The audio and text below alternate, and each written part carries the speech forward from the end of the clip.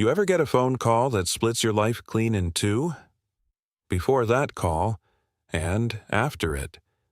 It was a Tuesday. Quiet. The kind of quiet that settles heavy over a small town after 10 o'clock. I'd been half asleep in my recliner, the television murmuring low, the house dim except for the lamp beside me. Your grandmother used to say I fell asleep like a farmer. Boots off, mind still running. At 12:07 a.m., my phone rang. Not buzzed, rang. Loud enough in that silence to make my heart kick against my ribs. It was my oldest boy, Daniel. He'd worked for the FBI for almost 12 years by then. Field office out of Cleveland, organized crime division, quiet about his work, always had been. Even as a kid, he carried secrets like other boys carried baseball gloves. I answered on the second ring. "Dad," he said. No hello, no small talk. His voice was tight, not loud, tight. "Turn off everything. Lights, TV. Lock the doors. Go to the basement." I blinked, trying to pull myself out of sleep. "Daniel, what?" "Don't argue. Do it now." There was something in his tone I hadn't heard since he was 19 and called me from college after getting into a bar fight. Not fear, exactly. Control under pressure. "You're scaring me," I said. A pause. I could hear air moving on his end, maybe wind. "Dad," he said again, lower now. "And don't tell Mark." Mark was my son-in-law, married to my youngest daughter, Emily. They'd been living with me temporarily while their new house was being renovated. That was the polite version. Truth was, Mark had overextended himself in some half-baked investment scheme and needed a soft landing. "Why would I not tell him?" I asked. "Just don't." 3 seconds of silence. "Go. Now." The line went dead. I sat there for maybe 5 seconds, maybe 10. Long enough for doubt to creep in. Long enough to consider that maybe my son was overreacting. Then I looked at the time again. 12:09 a.m. Daniel did not call at midnight for no reason. I stood up. Turned off the lamp. The television. Killed every light in the house, even the little one over the stove. The house went black except for faint moonlight slipping through the curtains. I moved quietly. Not because I was afraid, because he'd told me to. Mark's bedroom door was shut down the hall. I could hear the faint hum of his white noise machine through the wood. He slept like a machine operator. Deep, mechanical, unaware. I didn't knock. I didn't say a word. I went to the basement door, opened it slowly so it wouldn't creak, and stepped down into the dark. Our basement wasn't finished. Concrete walls, storage shelves, a single narrow window near the ceiling on the east side, level with the ground outside. You could see the yard through it if you crouched. I didn't turn on the basement light. I just stood there for a moment, letting my eyes adjust. And then I heard it. A vehicle. Slow. Engine idling low. Not passing through. Stopping. The tires made that gravel crunch sound at the edge of my property line. We had a long side yard that ran along the tree line. No streetlight on that side. I crouched and moved toward the basement window, and what I saw through that narrow strip of glass made my blood run cold. A black SUV. Lights off. Engine running. Parked halfway between my property and the vacant lot next door, and someone was inside, not moving, just sitting there, watching my house.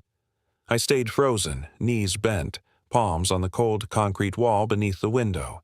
The engine hummed steady, controlled. This wasn't teenagers. This wasn't some drunk who missed his turn. The vehicle had killed its headlights before turning onto the side path. It wanted to be unseen. I felt something tighten in my chest. Daniel knew. That was the first thought that came to me. He knew something, and he knew it involved my house. I leaned slightly closer to the glass. Careful. Slow. The driver's silhouette was visible in the dim glow of the dashboard. Male, I'd guess. Broad shoulders, head angled toward my front porch. Watching. Waiting. For what? Mark? Me? Something else? I thought about what Daniel had said. Don't tell Mark. That line hit different now. Why not tell him? Why specifically him? I stayed down there for nearly 20 minutes. The SUV didn't move, didn't leave, didn't roll forward, just sat. Engine idling like a patient predator. And then, finally, slowly, it reversed. No headlights. Backed up along the side gravel, turned out toward the road, and disappeared. I stayed crouched for another full 5 minutes after it left. Listening. Nothing. Just the soft thump of my own pulse in my ears. When I finally stood up, my knees cracked like old wood. I didn't go back upstairs right away. I stood there in that basement, breathing the cool, dusty air, thinking. Daniel had told me not to tell Mark. That meant one of two things. Either Mark was in danger, or Mark was the danger. And if you'd met my son-in-law the way I had over the years, charming smile, slippery eyes, always half a step ahead of the truth, you'd understand why the second possibility didn't feel far-fetched. Mark was the kind of man who talked about opportunities. Quick money, low risk, high return.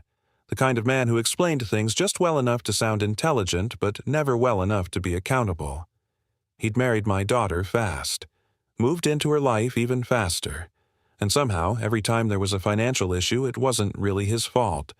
I'd never trusted him, but I'd tolerated him. For Emily. Upstairs, I heard a floorboard creak. Footsteps. Slow. I went still. Someone was awake. Not walking to the bathroom, walking deliberately. Across the living room, toward the front window. I didn't breathe. Then silence. And after a moment, footsteps back toward the hallway. A door closing softly. Mark. He'd heard the SUV, too. Or he'd been expecting it. That thought settled in my stomach like cold iron. I waited another 10 minutes before going upstairs. Moved quiet, checked the front door, locked, looked through the curtain slit. Nothing on the road. The night had returned to its innocent, sleepy self, but it wasn't innocent anymore. Not to me. I went back to my chair and sat down in the dark. Didn't turn the lights on, didn't turn the TV back on, just sat there, and waited for morning. I didn't sleep, not even close. At 6:18 a.m., my phone buzzed. A text from Daniel. One sentence. Did anyone leave the house last night? I stared at that message a long time before replying. No. Then I added another. Who was in the SUV? It took him 3 minutes to respond. 3 very long minutes. Finally, we'll talk today. Don't mention anything to Mark. And that's when I knew. This wasn't random. This wasn't paranoia. This was something already in motion. And somehow, my house was in the middle of it. You know something about life, kid? Danger doesn't usually knock. It waits, it watches, and it studies the cracks in your family long before you ever notice them. That night, crouched in my basement, I realized something I'd been ignoring for years. Sometimes the threat isn't outside your house. Sometimes it's already sleeping under your roof. We'll pick this up tomorrow night. And when I tell you what Daniel revealed that morning, you'll understand why I didn't trust my son-in-law from that day forward. Because blood protects. But marriage? Marriage sometimes hides wolves. And an old man learns, if he lives long enough, that the quietest nights are often the ones already holding a storm. I didn't wait for Daniel to call. I drove to him. He told me not to mention anything to Mark, and that was enough to keep my mouth shut inside the house. But it wasn't enough to keep me sitting still. By 8 that morning, Mark was already at the kitchen table scrolling on his phone like the world was perfectly normal. Emily was making coffee, humming under her breath. You learn to watch people differently when something shifts. Mark's eyes were tired, not from sleep, from thinking. When I stepped into the kitchen, he glanced up too quickly, the way a man does when he's been waiting for a reaction. "You're up early," he said casually. "Couldn't sleep," I answered. He studied my face for a half-second longer than necessary. Waiting. For what? A question? An accusation? I gave him nothing, just poured my coffee, and left. Daniel had asked me to meet him at a small diner off Route 20 outside town, the kind of place truckers stop at and nobody asks questions. He was already there when I walked in. Civilian clothes, baseball cap, coffee untouched in front of him. My boy looked older than he had a week ago. That's the thing about federal work. It carves lines into a man's face without asking permission. I slid into the booth across from him. He didn't smile. "Did you see them?" he asked quietly. "Yes." He nodded once, like he expected that. "They didn't approach the house?" he asked. "No." He leaned back slightly. "That's good." I stared at him. "Daniel, you want to explain why someone's sitting outside my house in a black SUV at midnight?" He looked toward the window before answering, then back at me. "You need to tell me everything you know about Mark." There it was. Not is he safe? Not is Emily safe? Tell me everything you know about Mark. I felt something heavy settle in my chest. "I don't know much," I said slowly. "Investment guy. Real estate deals. Cryptocurrency nonsense. Always chasing something." Daniel's jaw tightened. "Dad, Mark is under federal investigation." The words landed quiet, but they were loud in my head. "For what?" "Money laundering, wire fraud, possible ties to an interstate distribution ring." I blinked. "That's not possible." Daniel didn't argue. He just held my eyes. We've been watching him for 6 months. 6 months. 6 months, my daughter had been living under my roof with a man being watched by the FBI. "And the SUV?" I asked. "Surveillance team." I stared at him. "You had federal agents parked outside my house." "Yes." "You didn't think to warn me?" His voice stayed steady. "If I warned you, and you warned him, the case collapses." That one hurt. "You see, kid, when your son grows up and joins something bigger than the family, you learn quick that duty outranks blood." "I would never tip off a criminal," I said. He didn't flinch. "I know that. But you might have protected your daughter." He wasn't wrong, and that's what burned. Daniel leaned forward slightly. "Dad, we have reason to believe Mark is using short-term residential addresses to store funds. Cash, possibly digital hardware wallets." I didn't understand half of that, but I understood one thing. "My house," I said. "Yes." The word was calm, controlled, but it shook me. "He's been routing transactions through accounts connected to this address." "This address?" I repeated. "Yours." My hands went cold. "I've never signed anything for him." "He wouldn't need you to." Daniel reached into his jacket and slid a printed sheet across the table. Wire transfers, account numbers. My address listed as a secondary residence on multiple filings. "He declared temporary business operations out of your property," Daniel said. "It shields him, makes it look domestic, stable." I felt my jaw tighten. He never asked me. He wouldn't. The waitress came by and refilled our cups like this was just 2 men discussing baseball. Daniel lowered his voice. "We're close to moving on him." "When?" "Soon." "And the SUV?" "Ensuring he doesn't disappear." I thought back to last night. The footsteps. Mark walking to the window. Listening. He knew. Not specifics, but he knew something was tightening around him. "Why tell me now?" I asked. Daniel looked at me for a long moment. "Because the investigation has reached a point where if he suspects something, he might run. And he might take Emily with him." That hit harder than anything else. My daughter, dragged into something she didn't understand. "You said not to tell him," I said. "Yes." "Should I tell Emily?" Daniel hesitated, and that hesitation told me everything. "She's not under investigation," he said carefully, "but she's financially entangled." My stomach dropped. What does that mean? Joint accounts, shared filings, transfers. I leaned back in the booth and stared at the ceiling. You raise your children to choose wisely. You pray they marry steady. But sometimes love blinds better than darkness ever could. What happens when you move on him? I asked. Arrest, asset freeze, property search. My house? Yes. I felt the old pride rise up in me. You'll tear apart my home? He held my gaze. If there's evidence there. We sat in silence a long time. Finally, I asked the question I'd been circling. Is he dangerous? Daniel didn't answer right away. Not violent, he said, but desperate men become unpredictable. And there it was, the crack in the wall. I finished my coffee in one swallow. What do you need from me? He studied me carefully. Normalcy. I beg your pardon? Act normal. Don't change routine. Don't confront him. Don't tip him off. We need him comfortable. Comfortable. In my house. Using my address. Under federal surveillance. Daniel stood up. I'll be in touch. I grabbed his wrist before he could leave. Daniel. He stopped.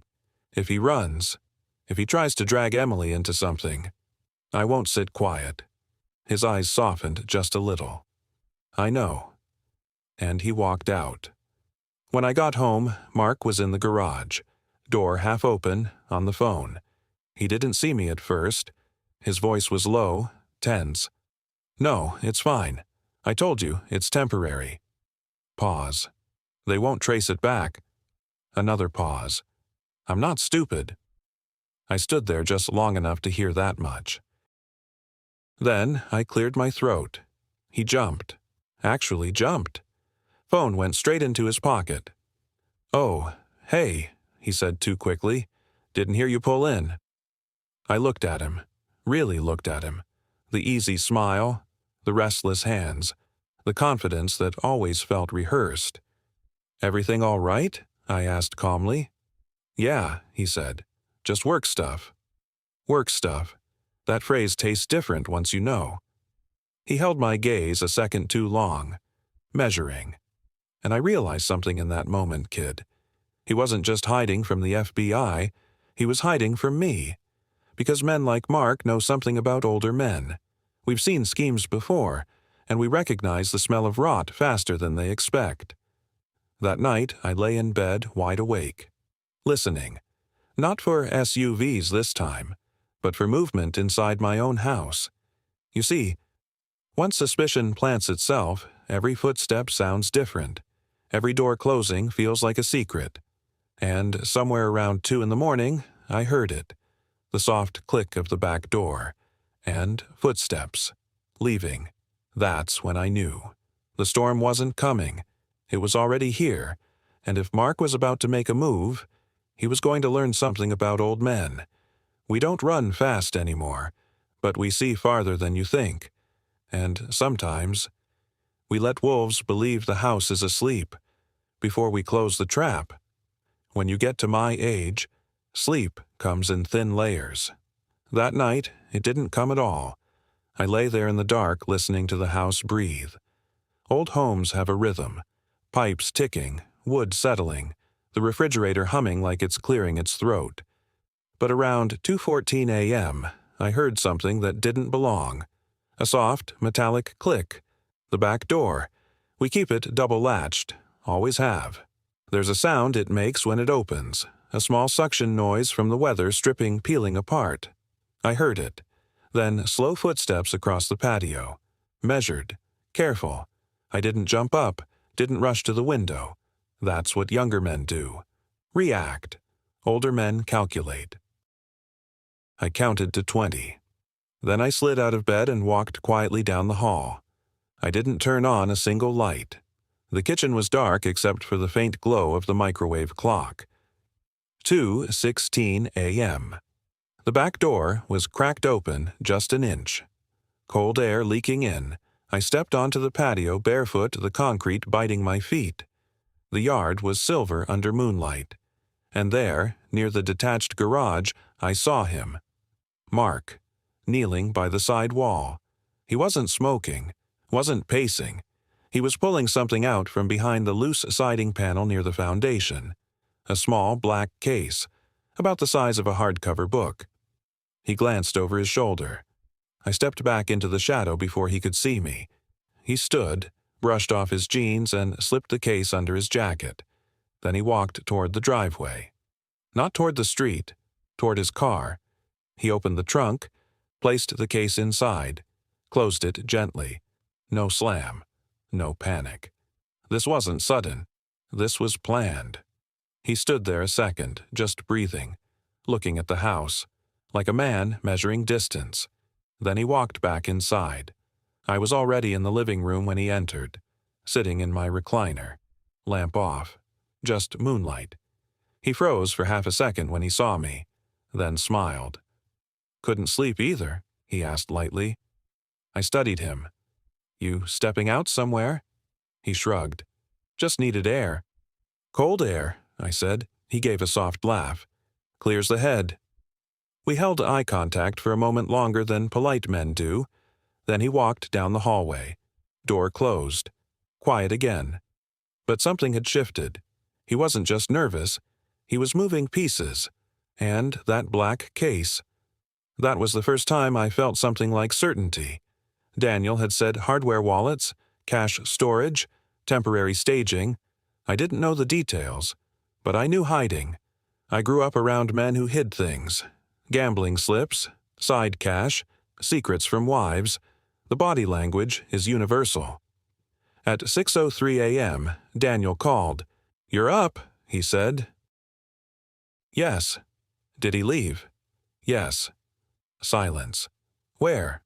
"Garage. Retrieved something from behind the siding. Put it in his trunk." Daniel's breathing changed. "How big?" "Small case. Black." "Damn." I heard him moving on his end. Papers, maybe a keyboard. "Dad, that's likely a cold wallet or physical currency storage." "You want me to stop him?" I asked. "No." The answer was immediate.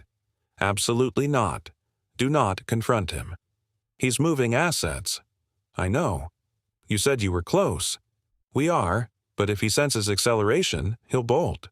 And if he bolts, he'll try to liquidate everything he can carry." I thought about the trunk, about how calmly he'd placed it there. "He's preparing," I said. "Yes." There was something in Daniel's tone now. Urgency under discipline. "Dad, I need you to listen carefully." "I am." "If he asks you about law enforcement, about anything unusual, you don't know a thing." "I won't." "And if he suggests leaving town—" "He won't," I cut in. Daniel paused. "You sound certain." "He won't ask me. He doesn't trust me." Another pause. "That might save you." Breakfast was quiet. Emily chattered about countertops. Mark barely touched his eggs. He checked his phone every few minutes. I watched him the way a farmer watches a fence line after spotting tracks in the mud. Not obvious, just aware. Around noon, he stood abruptly. "Got some errands," he said. Emily barely looked up. "Don't forget to pick up the paint samples." He nodded, but his eyes flicked to me. Measuring again. He left. 10 minutes later, my phone buzzed. Daniel. "He's heading toward I-90. Fast." "Yes." "And?" "Surveillance unit is maintaining distance." I stepped out onto the porch, looked at the empty driveway. Cold breeze moving the trees. "He's not coming back today," I said quietly. Daniel didn't answer immediately. "We're coordinating," he said finally. "For what?" "For a stop." I closed my eyes for a second. "You're going to arrest him?" "Yes." "When?" "Soon." "How soon?" "Dad." That tone again. Operational. Measured. I nodded, even though he couldn't see me. "I understand." But I didn't. Not fully. Because understanding something legally and living through it emotionally are two different beasts. Emily came to the doorway. "You okay?" she asked. "Fine," I said. She studied my face. "You know, children, even grown ones, they still read you." I forced a smile. Just thinking about yard work. She smiled back. You and your projects. If she only knew. At 3:47 p.m., everything broke. Emily was folding laundry. I was in the garage pretending to organize tools. My phone rang. Daniel. It's happening, he said. No greeting. Where? Rest, stop off I-90 near mile marker 132. My chest tightened. He's being detained now. How's he reacting? Not well. I heard shouting in the background through Daniel's line. Faint, but sharp. Any weapons? I asked. No. Emily. Doesn't know yet. I leaned against the workbench, closed my eyes. After a few seconds, Daniel said quietly, he had over $200,000 in cash in that case. I let that sink in. Along with 3 encrypted drives. The silence between us stretched. Then, we're executing a warrant on your property next. There it was, the part I'd been bracing for. When? Within the hour. I opened my eyes and looked around the garage, the walls I painted, the shelves I built. My daughter is inside, I said. She won't be treated as a suspect, Daniel replied, but we have to search. I nodded again, even though he couldn't see it. Then come. 43 minutes later, black SUVs rolled into my driveway, this time with lights, red and blue flashing against the siding. Emily stepped onto the porch, confusion turning to horror in real time. Dad, what's happening? I walked toward her slowly. Federal agents moved past us with calm authority, jackets marked, warrant in hand. Daniel stepped out last. He didn't look at me. Not at first. He addressed Emily. Ma'am, we have a federal warrant to search the premises. Her face drained of color. Where's Mark? No one answered right away. She looked at me. And in that moment, kid. I hated being right. Because being right meant she was about to lose something. Not just a husband. An illusion.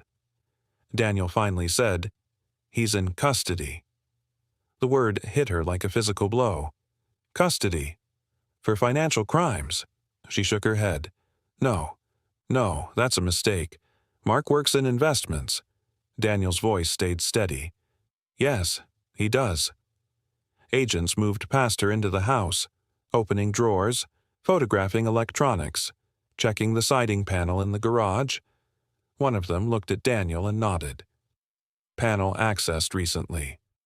Daniel just said, document it. Emily turned to me, tears forming. Dad, what's going on?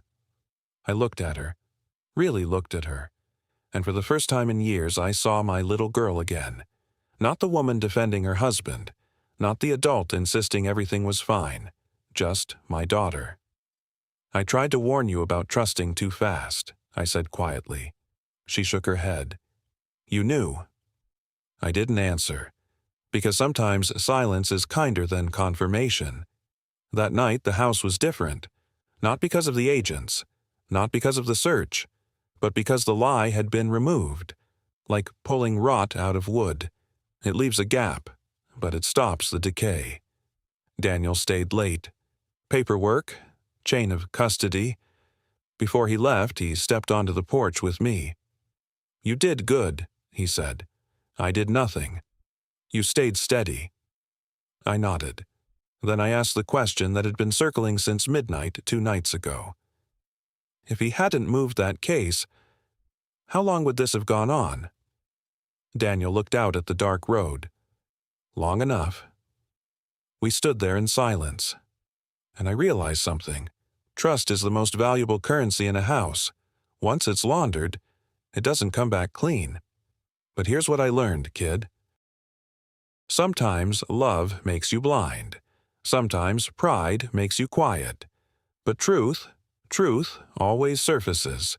And when it does, you better hope the foundation of your house was built strong enough to survive the shaking. Because the shaking had only just begun. And Mark? Mark wasn't finished yet. You'd think the arrest would be the end of it. It wasn't. It was just the first crack.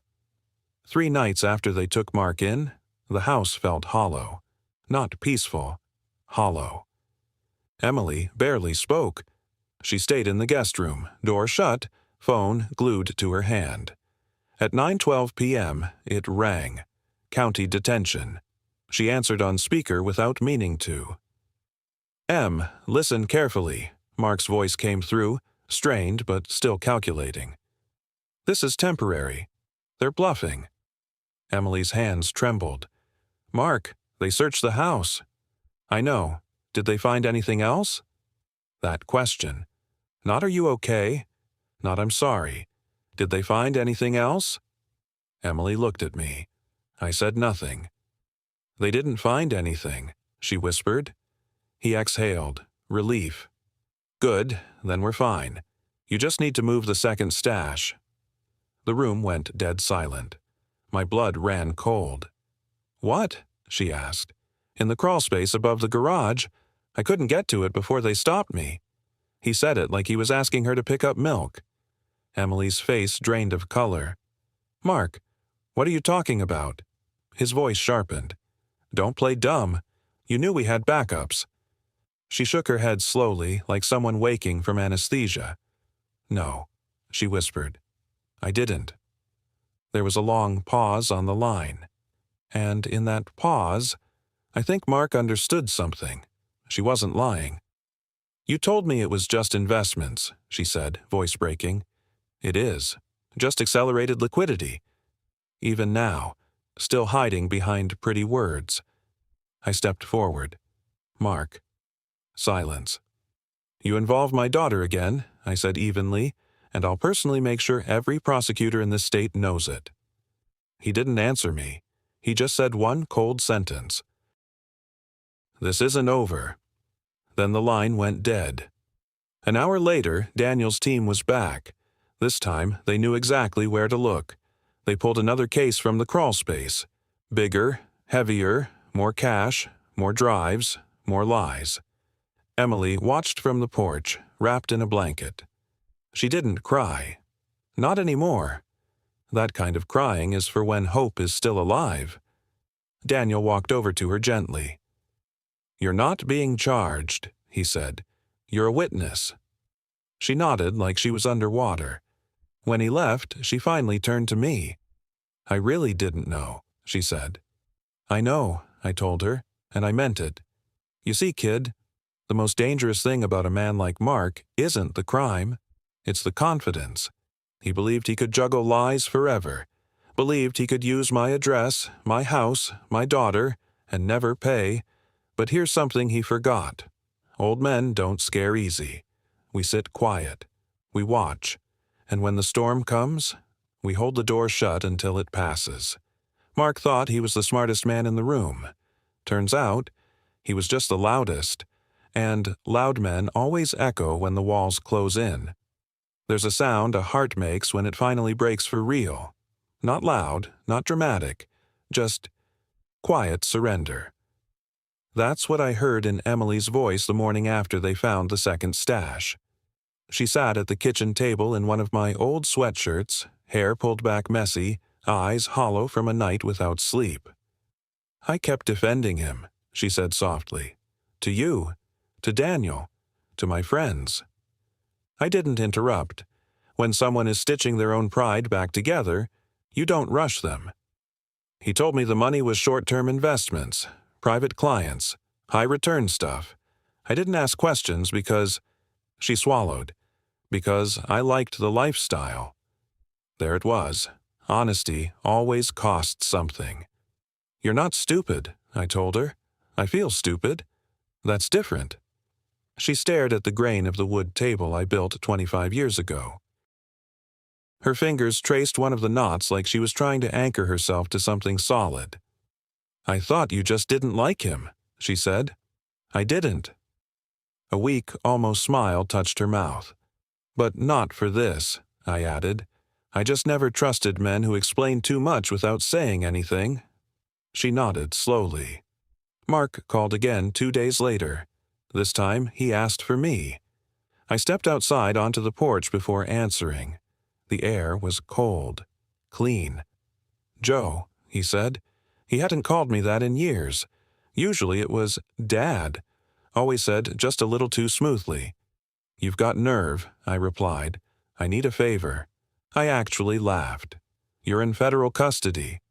"I know people," he said quietly. "This won't stick." There it was again, that confidence. "You hid cash in my walls," I said evenly. "You used my address as a laundering point. Temporary rooting. Call it what it is." He paused. "Emily doesn't need to go down with me." "She isn't." "She signed joint filings." My jaw tightened. "Are you threatening my daughter from a jail phone?" "No," he said quickly. "I'm saying there are things I can't control once this starts rolling." There's a shift that happens in a man's voice when control slips. I heard it. "You should have thought about that before you brought wolves to my door," I said. He went quiet, then softer. "You always hated me." "I never trusted you." "That's the same thing." "No," I said. "Hate is emotional. Distrust is earned." He exhaled slowly. "You don't understand how close I was to something big." I looked out at my yard. "You were already in something big," I told him. "It's called prison." The line went silent for a long second. Then he said something that stuck with me. "You think this is over because they found some cash? Joe, you don't know who I owe." And then the call ended. That's when the real chill set in. Because federal charges? Those I understood. But owing the wrong kind of people, that's a different storm. I went inside and found Daniel in the living room. He'd come by to check in. "He says he owes people," I told him. Daniel didn't look surprised. "We're aware." "Are we in danger?" He met my eyes. "There's potential pressure, yes." "On him?" "On anyone connected to him." The room felt smaller. Emily overheard. "Connected how?" she asked quietly. Daniel answered carefully. "Financial networks don't like disruption." I looked at my daughter. She looked smaller than she had in years. Not physically, just stripped of illusion. "I brought him into this house," she whispered. "No," I said firmly. "He brought himself." That night I locked every door twice, checked every window. Old habit from when your grandmother was alive and I felt responsible for more than just myself. But this time, it wasn't random fear. It was awareness. You see, kid, crime isn't loud when it starts. It's paperwork. It's numbers. It's excuses. But when it collapses, it pulls shadows with it. Mark thought money made him powerful. But what he forgot is this. Power built on deception collapses fast. And when it does, the only thing left standing is character. Mine?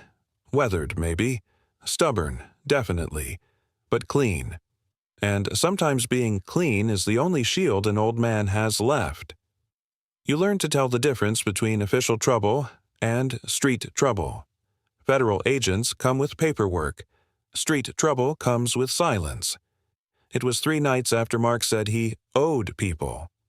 Daniel had increased patrol presence around the neighborhood. Unmarked, subtle. I noticed because I notice everything now. Emily had finally fallen asleep on the couch. She didn't want to be alone in the guest room anymore. The house was quiet. Too quiet. Around 11:40 p.m., I heard it. Not a knock, not a doorbell, just gravel shifting at the end of the driveway. Slow tires, no sirens, no lights. I didn't turn on anything. I walked to the hallway and gently nudged Emily's shoulder. "Upstairs," I whispered. Her eyes widened immediately. She didn't argue. That's how you know fear has settled in. I moved to the front window and eased the curtain back just enough. A dark sedan. Not federal. No plates visible from my angle. Engine running. Driver's side window rolled down halfway. A man stepped out of the passenger side. Tall, coat collar up, baseball cap low. He didn't walk to the door. He stood at the edge of the driveway and looked at the house. Just looked. like he was memorizing it. I felt something old wake up in me. Not panic. Protectiveness. The kind that makes your spine straighten even when your knees don't want to. The man reached into his pocket. For a second, I thought weapon. Instead, he pulled out a phone. Took a photo. Of my house, of my porch, of my life. Then he got back in the car. They didn't speed off. They didn't peel out. They drove away slow, like they had time. I waited until they turned the corner before I picked up my phone. Daniel answered on the first ring. "I was about to call you," he said. "You saw it?" "Yes." "Who?" "Likely one of the secondary network contacts tied to Mark's ledger." "Meaning?" "He's confirming assets." "Assets? That's what criminals call people when they think in money." "They won't come through the front door," Daniel said calmly. "They want leverage, not noise." "And leverage would be?" "You. Or Emily." He didn't have to say it. I looked up the staircase. I hadn't felt this kind of clarity in years. "When does this end?" I asked. "When Mark talks. And if he doesn't?" Daniel's silence was answer enough. The next morning, I did something I hadn't done in a long time. I opened the old gun safe in the basement. Your grandmother never liked it. Said it made the house feel tense. I hadn't touched it in years. But I checked it, cleaned it, locked it again. Not because I wanted trouble, because I refused to be caught unprepared. Emily came down around 10. She saw my face and knew something had happened. "What now?" she asked softly. I told her the truth. Not all of it. Just enough. She sat down slowly. "I brought this to your door," she said. "You married him," I corrected. "You didn't build his debts." She covered her face with her hands. "I don't even know who he is." "That's the cruelest part, kid. Sometimes betrayal isn't loud. It's realizing the man you loved never actually existed." That afternoon, Daniel came by in person. No lights, no jackets. Just my son. "He's talking," he said. "Mark?" "Yes." "Out of fear?" "Out of survival." I nodded. "Will it be enough?" Daniel studied me. "Probably. Probably. That word holds more tension than a shout." Before he left, he stopped at the door. "Dad." "Yes?" "You stayed steady." I shrugged. "I'm too old to panic." He smiled faintly. "No. You're just built different." That night I sat on the porch alone. No cars, no gravel, just crickets. And I realized something. Fear doesn't disappear when danger passes. It lingers in the walls. But so does strength. Mark thought money made him powerful. The men he owed thought intimidation would buy silence. But here's what they all forgot. An old man with nothing to hide is harder to shake than a young man with everything to lose. And I've already buried a wife. Already built a life from scratch once. You can threaten my house. You can photograph my porch. But you cannot scare a man who's already survived the worst night of his life. The storm was still circling, but it was weakening. And for the first time since that midnight call, I felt something steady again. Not relief. Resolve. Because in the end, kid, criminals run on borrowed time. But family stands on earned ground. And this house? It's still standing. You ever watch a house settle after a storm? It doesn't creak the same. That's how it felt a week later. Quieter, but changed. Daniel called me on a Thursday afternoon. "It's done," he said. "Done how?" "He signed a full cooperation agreement." I let that sit. "What did he give you?" "Names, accounts, dead drops. He wasn't a kingpin, Dad. He was a middleman trying to climb." That didn't surprise me. Mark always wanted to look bigger than he was. "And the people he owed?" I asked. "Being picked up, quietly." "So we're clear." Daniel paused. "As clear as we can be." That wasn't a guarantee, but it was close enough. Mark called one last time. Different tone now. No confidence, no edge. Just a tired man realizing the ladder he climbed had no top. They're offering 5 years, he said flatly, for cooperation. Yes. And if you hadn't cooperated? 20. There it was. Ambition meets math. He cleared his throat. I never meant for Emily to be involved. I didn't respond. You think I'm evil, he said. No, I answered calmly. I think you're greedy. Silence. That's worse, he muttered. Maybe it is. Evil knows it's wrong. Greed convinces itself it deserves more. I did love her, he said. I believed him. But love without integrity is just appetite. You should have protected her from yourself, I told him. He didn't argue. Before hanging up, he said something soft. You were right about me. I stared at the kitchen wall for a long time after that. Being right never tastes sweet when your daughter is the one paying for it. Emily filed for divorce the following week. No drama, no screaming, just paperwork. She moved back into her old bedroom upstairs, the yellow paint still there from when she turned 16. She stood in the doorway one evening and said, almost to herself, I ignored every red flag because I didn't want to start over. I looked at her. Starting over is cheaper than losing everything. She nodded slowly. Life didn't snap back. It eased. Daniel stopped parking surveillance down the street. The dark sedan never returned. The crawlspace was patched properly this time. I replaced the loose siding panel myself. Slow, careful, making sure nothing else was hiding. That's what betrayal does, kid. It makes you check the walls twice. One night, Emily sat beside me on the porch. Why didn't you ever confront him before? She asked. I didn't have proof. You had instincts. I smiled faintly. Instinct without evidence just makes you the bad guy. She leaned her head on my shoulder like she used to when she was little. I'm sorry, she whispered.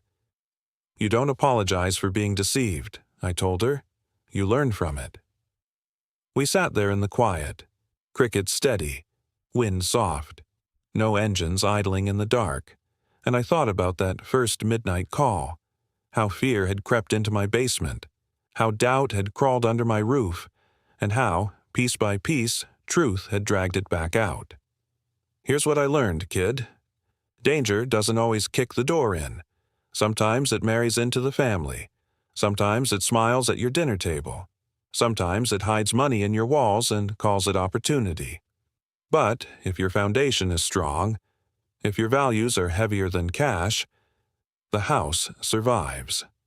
Mark chased money like it could build him into something permanent, but character is the only thing that lasts a sentence. And me? I'm still here, still sitting on this porch, still guarding the house I built, because storms come and go. But a steady man, he stays. You'd think once the agents stop coming and the phone stops ringing, life just slides back into place. It doesn't. It rearranges itself. Mark took the deal. 5 years federal. Cooperation sealed it. His name started appearing in court filings, not headlines, just paperwork. That's how most downfalls happen. Quietly, line by line. Emily didn't go to the hearings. She said she'd already seen enough of who he was. Instead, she started working again. Real work, local marketing firm, entry level. No shortcuts this time. One evening, she came home tired but steady.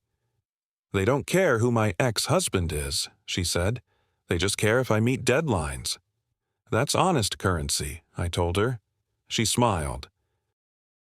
It was the first real smile I'd seen in weeks. Daniel came by less often after that. Back to his world. Back to organized crime, paperwork, late-night calls. But one Sunday afternoon, he stood in the yard with me while I repaired a fence post Mark's dog had chewed years ago. You know, Daniel said, adjusting his gloves, most families implode when something like this hits. I hammered the post into place. We bent, I said, didn't break. He nodded. That's not luck. Maybe not. Maybe it was stubbornness. Maybe it was old-fashioned values that don't trend online anymore. Or maybe it was just refusing to let shame run the house. A month later, I found something while cleaning the garage. A small envelope tucked behind an old paint can. Mark's handwriting. For a moment, my stomach tightened. I opened it carefully. Inside was a cashier's check. $48,000. Attached note. It's not enough, but it's what I can return before sentencing. I shouldn't have used your address. You protected Emily better than I did. I stood there a long time, holding that envelope. He didn't have to send it, but guilt has a way of surfacing when the noise dies down. I gave the check to Emily. She looked at it like it might burn her. I don't want his money, she said. It's not his anymore, I told her. It's restitution. She hesitated, then nodded. We used it to pay off her remaining student loans. Clean slate, no hidden wiring in the walls, no digital ghosts, just honest debt cleared. One night, months later, I went down into the basement alone. Stood by that same small window where I'd first seen the black SUV. It was quiet outside, just wind through trees. No engines, no silhouettes. And I realized something. That night didn't just expose Mark. It exposed me. Exposed my instinct to stay silent for peace. Exposed my habit of tolerating men I didn't trust for the sake of harmony. Peace built on ignoring truth isn't peace. It's postponement. And postponement collects interest. You see, kid, the midnight call wasn't the beginning of danger. It was the end of denial. Mark's sentence will finish someday. His life will continue in some smaller shape. But this house, this family, we're steadier now. Stronger for having faced it instead of pretending. Here's the quiet moral of it all. Trust is earned slow and lost fast. Money comes and goes. Charm fades. But character stands in the basement at midnight and waits calmly for the engine to leave. And if you ever get a call that splits your life in two, turn off the lights, go to the basement, and face what's watching you. Because what you confront shrinks. What you ignore grows. And I'd rather stand in the dark with truth than sit in comfort with a lie. You'd think the story would taper off clean after that. Court date, sentence, closure. But life doesn't wrap itself that neatly. It was early fall when the letter came. Not from Mark, from someone else. No return address. Just my name written in block print. Inside was a single sheet of paper. 3 sentences. He talked. We know where he lived. Debts don't disappear just because he's inside. No signature. No threat spelled out. Just implication. I read it twice, then a third time. My hands didn't shake. That surprised me. What surprised me more was the calm. I didn't call Emily in. I didn't show her. I folded the letter carefully and put it in my jacket pocket. Then I called Daniel. He came that evening. Read the note once. His jaw tightened. Not with panic, but irritation. They're testing, he said. Testing what? Whether you scare easy. I smiled faintly. They picked the wrong porch. Daniel didn't smile back. We'll increase monitoring again. Quietly. I don't want Emily knowing. He studied me. You're not responsible for every shadow. No, I said. But I am responsible for which ones reach her. That's something you understand when you've buried a spouse and almost lost a daughter in a different way. Protection doesn't stop just because your kids are grown. 2 weeks passed. Nothing happened. No cars, no photos, no gravel crunch at midnight. Just leaves falling and ordinary days returning. Then, one afternoon, I noticed a man across the street, sitting in a parked truck, not moving, watching. I stepped off the porch and walked straight toward him. No hesitation. You don't give fear time to grow legs. As I approached, he rolled the window down halfway. Younger than I expected. Mid-30s. Hard eyes. You lost, I asked calmly. He studied me. No. You waiting on someone? Maybe. I nodded slowly. You know, Federal agents tend to dislike men loitering in front of houses connected to active cooperation cases. His eyes flickered. There it was. Recognition. I leaned a little closer. Mark talked more than you think. Silence. Then he smirked slightly. You his father? No. Then why protect him? I'm not protecting him. I let that hang in the air. I'm protecting my daughter. Something in that answer shifted the energy. He looked past me at the house, then back at me. He's already paid, I said quietly. You pushing this further won't change that. He held my gaze a long moment, then rolled the window up. Engine started. Truck pulled away. Slow. But it left. I stood there until it turned the corner. Only then did I let myself exhale. That night I told Daniel everything. He nodded. They're bluffing, he said. Once the money chain collapses, the appetite fades. Predators move on, I asked. When easier prey appears? I looked at him carefully. And we're not easier prey. No, he said. We're documented. There's power in being visible to the right people. Months later, the case officially closed. Mark transferred to a federal facility in another state. No more letters. No more trucks. No more testing.